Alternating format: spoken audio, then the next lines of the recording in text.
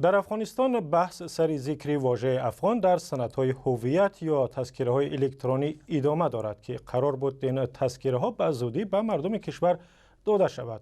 در افغانستان چون در تاجیکستان از این بعد به جای شناسنامه یا پاسپورت کارت‌های الکترونی می‌دهند که در آن اطلاعات کامل راجع به فرد ثبت شده است، اما در تذکره‌های الکترونی در افغانستان واژه افغان ذکر نشده است که به گفته تعدادی از نمایندگان جامعه مدنی در کشور کار درست نیست و این واژه باید باشد.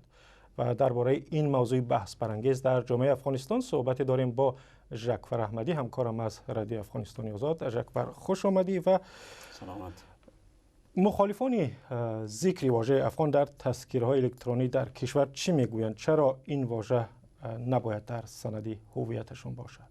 تشکر. قسمی که خودت گفتی، واژه افغان یکی از مشکل است که در این روزها سر و صدای زیاد ایجاد کرده. استدلال مخالفای ذکر این واژه در تذکره است که در افغانستان اقوام مختلف مانند پشتونها، تاجکها، ازبکها، هزاره‌ها، ترکمنها، بلوچها و اقوام مختلف دیگه بود و باش میکنن. اینا میگن که واژه افغان تنها ارتباط میگیره به پشتونها و به گفته ای از اینا کافی است که جمهوری اسلامی افغانستان در تذکره ذکر شود و نیاز نیست تا واژه افغان جا داده شود. خب دلیل طرفداران ذکر این واژه چی هست؟ چرا به نظر آنها بودن واژه در این تذکره ها مهم است؟ خب طرفدارای ذکر واژه افغان در تذکره های الکترونیکی یا برقی هم اصطلاح خاص خودشان را دارند و اینا میگن که افغان هویت تمام مردم افغانستان هست و باید واژه افغان در تذکره های الکترونیکی ذکر شود.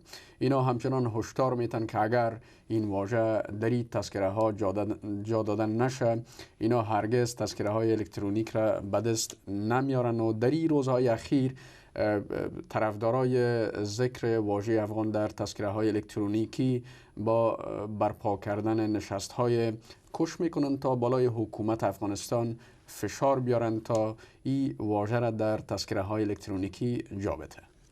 و پس در حالی که این بحث ها سری واژه افغان در تذکره های الکترونیک ادامه دارد، معلوم است که این سند هویت کی به مردم داده می شود؟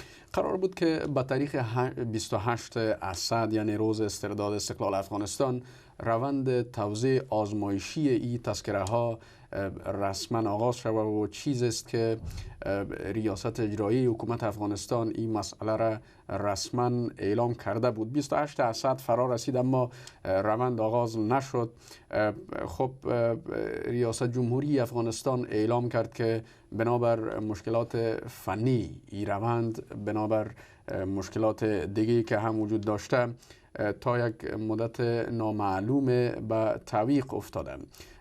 گزارش های تایید ناشده می رسانند که در داخل حکومت هم یعنی میان ریاست اجراییه و ریاست جمهوری افغانستان یک سلسله اختلافات بر سر چگونگی توزیع و ترتیب این تذکره ها وجود داره. اما هم مقام های ریاست جمهوری و هم مقام های ریاست اجراییه موجودیت هر گونه اختلاف را رد میکنند و میگن که به زودی روند توزیع تذکره ها آغاز خواهد شد.